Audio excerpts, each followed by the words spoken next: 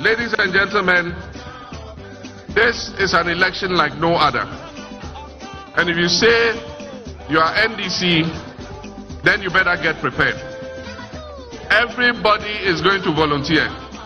We're not going to sleep for 48 hours until all the ballots have been counted.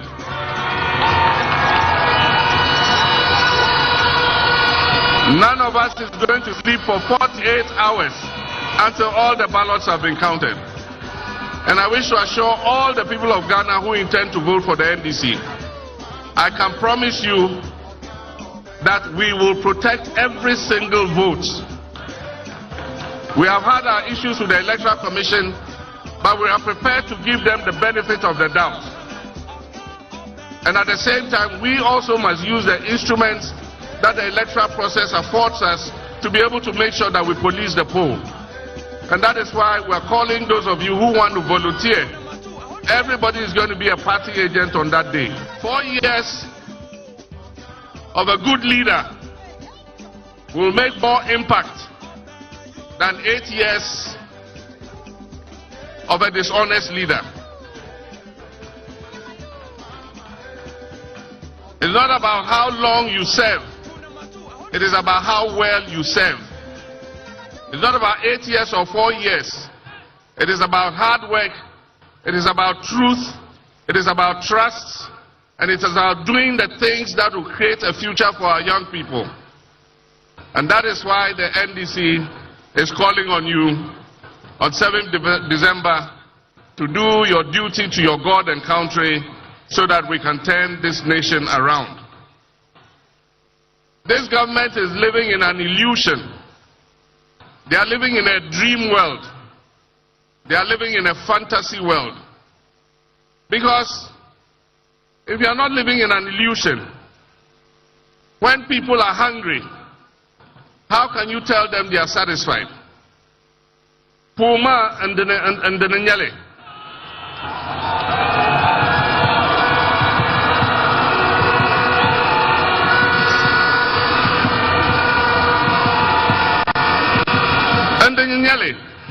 Kakum Malma. Kakanti Yalmana and Teria. Then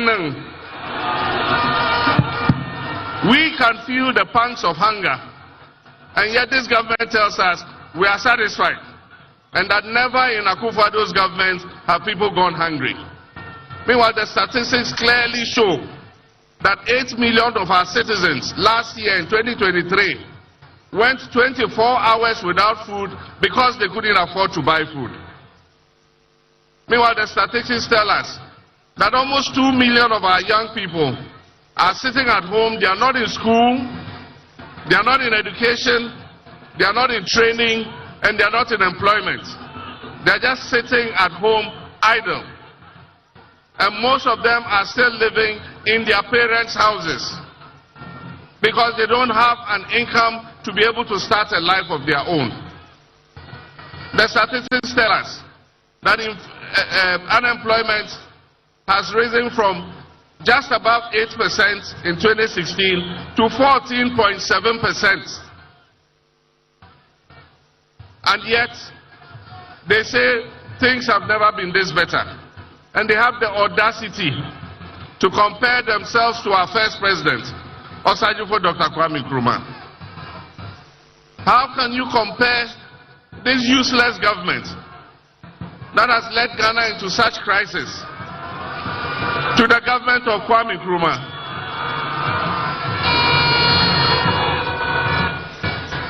The statistics again tell us that things are not well with this country. All the statistics. For a government that said it was going to come with an economic wizard, an economic guru, and that is the reason why he was being brought, to stabilize the economy and stabilize the currency. To take the cedi from 4 cedis to 16 cedis and tell us that, clap for us, we've done well. If such a government is not living in an illusion, what else is an illusion? For a government that has taken inflation as far as 54%, and it is currently still above 20%. Change is calling Ghana, and that's Honorable Kennedy Ejapong. Change needs Ghana because in the last Afrobarometer survey, more than 80% of Ghanaians said that our country is going in the wrong direction.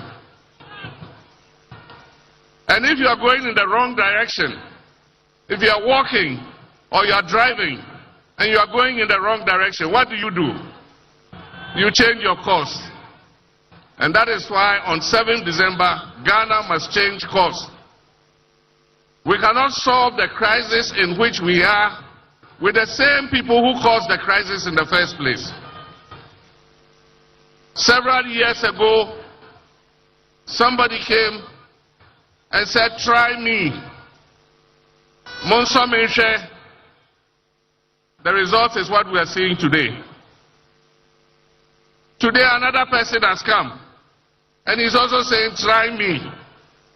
And he's saying the same things the one who has helped to put us in this ditch was saying 8 years ago. And what they say is that if after 4 years I don't do well, change me. The youth of this country don't have 4 years to waste. The youth of this country are in a hurry to create the opportunities that will make them live a dignified life. They're not going to try somebody and after 4 years decide whether you should continue. The youth of this country want an experienced hand. They want a safe pair of hands.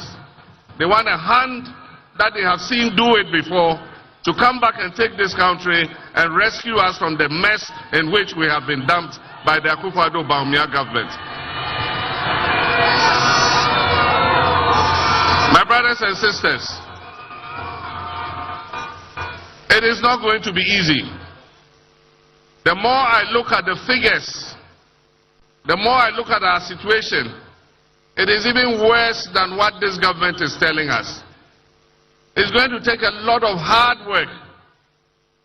And as has been said, one person alone cannot do it. We would need the cooperation of the whole country to be able to lift Ghana back on its feet again. I've been out of government for almost 8 years now. I did my best. I wouldn't say things were perfect, but at least we're making progress. What I can promise you is that I will be truthful to you. I will never tell you lies. I will never tell you things that I can't do.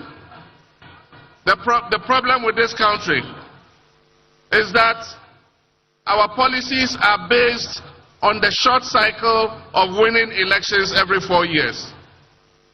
And we are not creating the foundation for this economy to take off.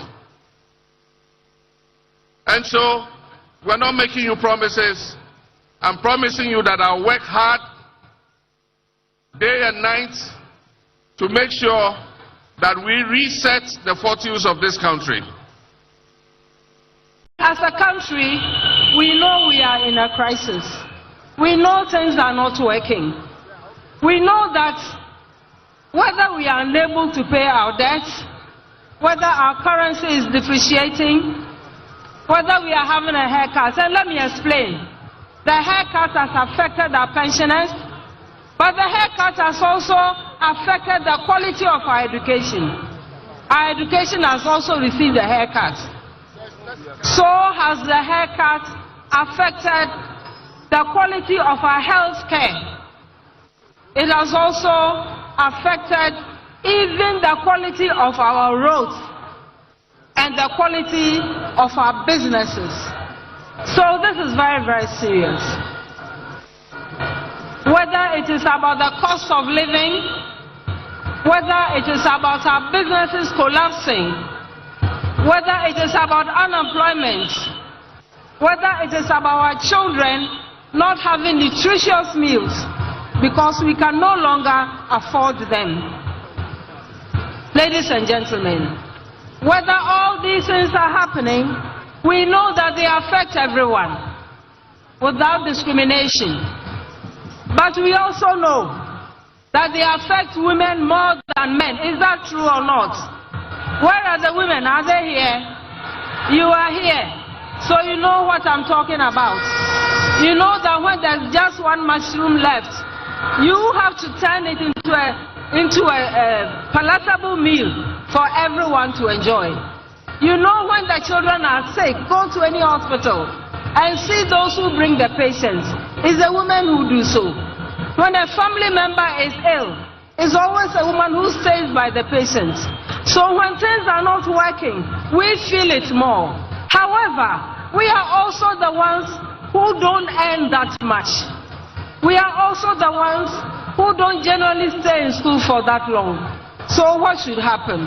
What should His Excellency John Dramani Mahama do? He has thought very long and hard about this problem. He has been in government before. He has handled this country before. He might not have been perfect, but we all know that he did the best he could. He did the best he could by everyone. And this is the time I want to thank the entire northern section of our country for giving the NDC, for giving Ghana a person who prioritizes truth over lies. A person who doesn't give false promises. A capable, highly competent, truthful, respectful leader in the person of His Excellency John Dramani Mahama. We have tried him. We have tried him. He has been off the radar. He has reflected on what is going on. And he's coming with new policies. And those who make comparisons, you don't compare unlike things. Don't compare his performance and his achievements with what this current government is giving us. It's like comparing cassava to oranges or cassava to lemon. There's no commonality among them. So we are very happy and grateful that His Excellency did not give up on this country, but that he is willing to put himself forth again to rescue this country. And this time, we must all ensure that when he's done the hard work, when all of us have supported in doing the hard work, this country does not return to such a status again. And we are counting on all of you. We are counting on all of us to ensure that we redeem this country, we rescue this country, we stabilize this country, and make us all proud to be Ghanaians. So what did